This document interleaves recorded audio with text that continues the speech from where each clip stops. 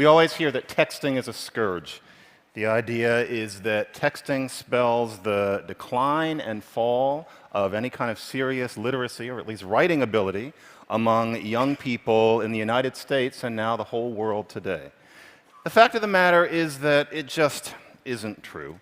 And it's easy to think that it is true, but in order to see it in another way, in order to see that actually texting is a miraculous thing, not just energetic, but a miraculous thing, a kind of emergent complexity that we're seeing happening right now, we have to pull the camera back for a bit and look at what language really is. In which case, one thing that we see is that texting is not writing at all.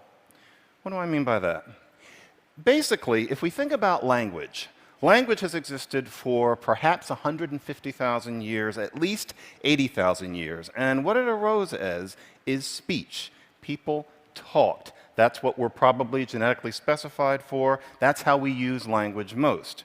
Writing is something that came along much later. And as we saw in the last talk, there's a little bit of controversy as to exactly when that happened. But according to traditional estimates, if humanity had existed for 24 hours, then writing only came along at about 11:07 p.m. That's how much of a latterly thing writing is. So, first there's speech, and then writing comes along as a kind of artifice. Now, don't get me wrong, writing has certain advantages. When you write, because it's a conscious process, because you can look backwards, you can do things with language that are much less likely if you're just talking.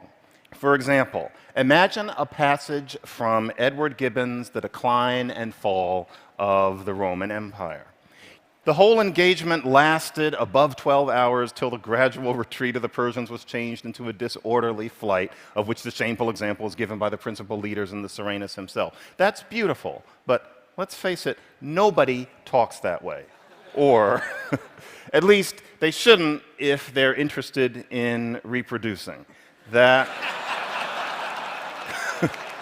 is not the way any human being speaks casually. Casual speech is something quite different.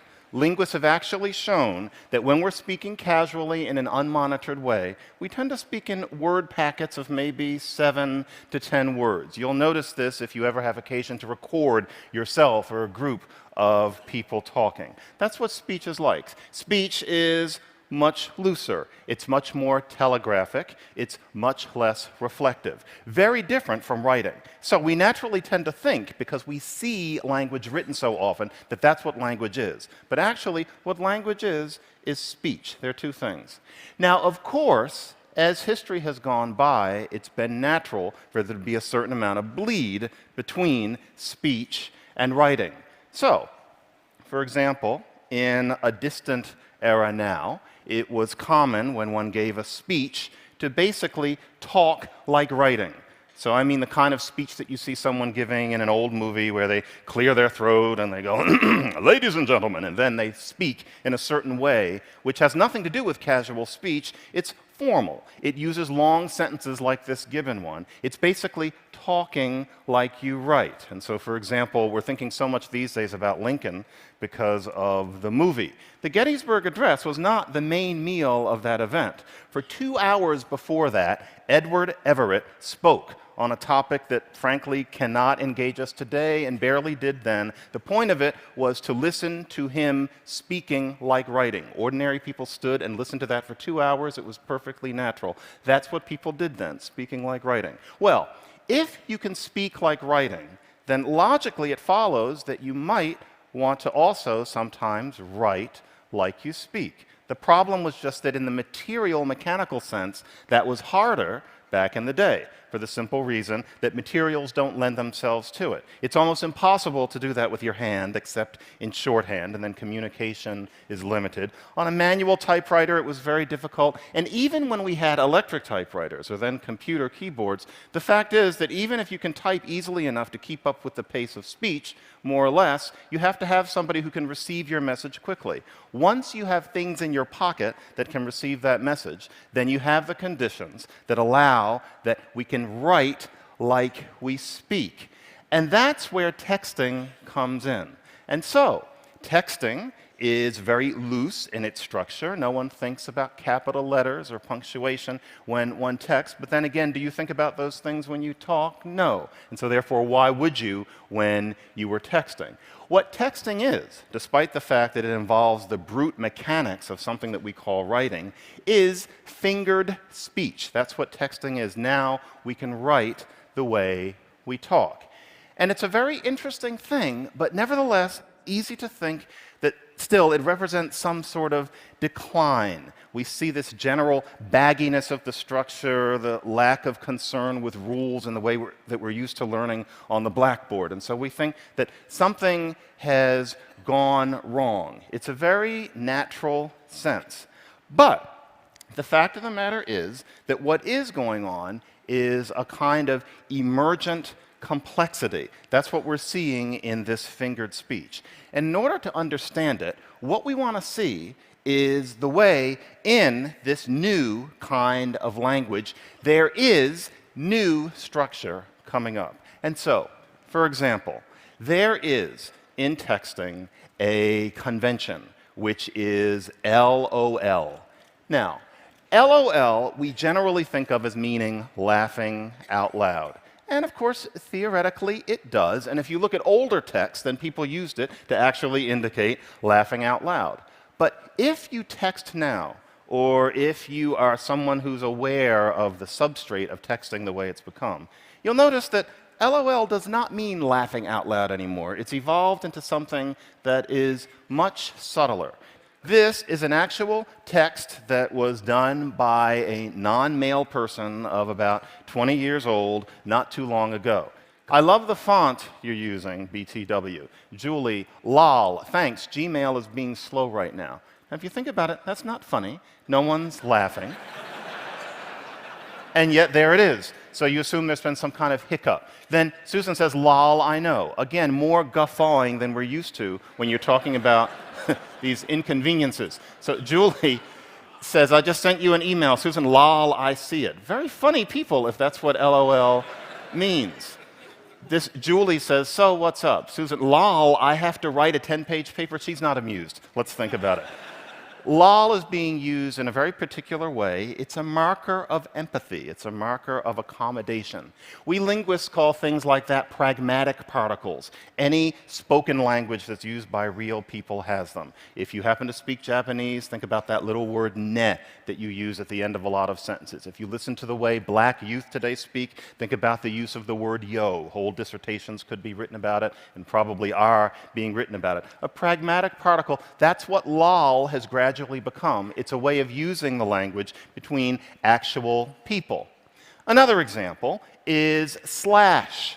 Now, we can use slash in the way that we're used to, along the lines of we're going to have a party slash networking session. That's kind of like what we're at. Slash is used in a very different way in texting among young people today.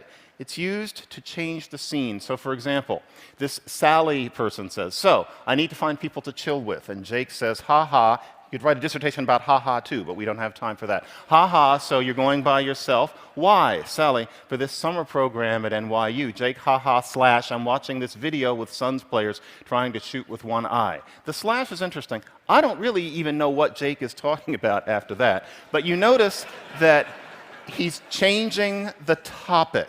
Now, that seems kind of mundane, but think about how in real life, if we're having a conversation and we want to change the topic, there are ways of doing it gracefully. You don't just zip right into it. You'll pat your thighs and look wistfully off into the distance. Or you'll say something like, makes you think, when it really didn't. But what you're really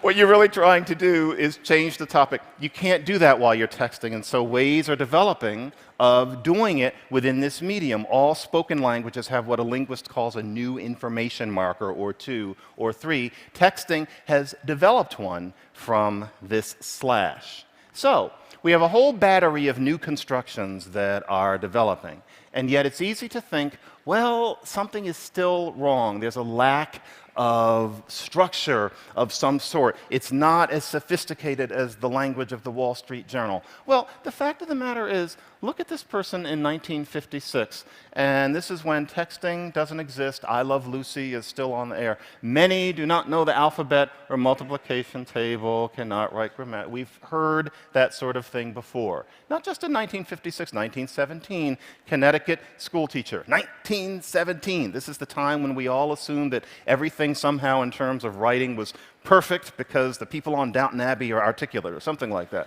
So, from every college in the country goes up the cry, our freshmen can't spell, can't punctuate, and so on. You can go even further back than this. It's the president of Harvard. It's 1871. There's no electricity. People have 3 names. Bad spelling. Incorrectness as well as inelegance of expression in writing, and he's talking about people who are otherwise well prepared for college studies. You can go even further back. 1841, some long-lost superintendent of schools is upset because of what he has for a long time noted with regret, the almost entire neglect of the original blah, blah, blah, blah, blah. Or you can go all the way back to 63 AD, and there's this poor man who doesn't like the way people are speaking Latin. As it happens, he was writing about what had become French. And so there are always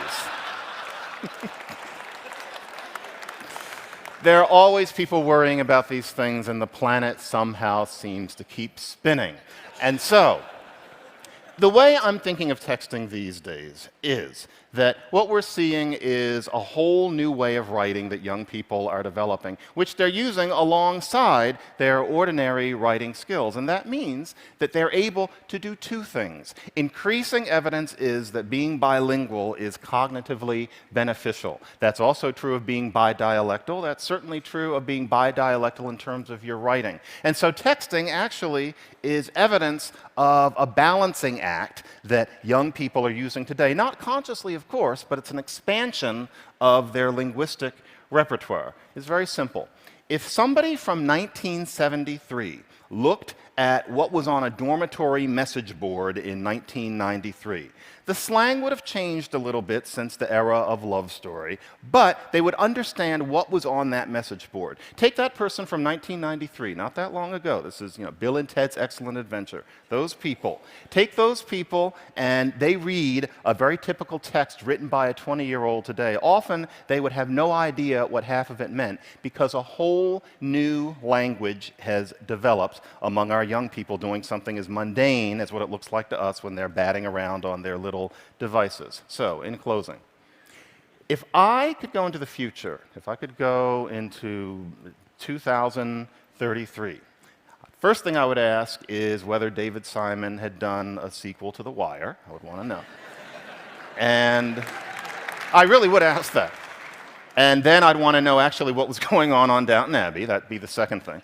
And then the third thing would be, please show me a sheaf of texts written by 16-year-old girls, because I would want to know where this language had developed since our times. And ideally, I would then send them back to you and me now so we could examine this linguistic miracle happening right under our noses. Thank you very much.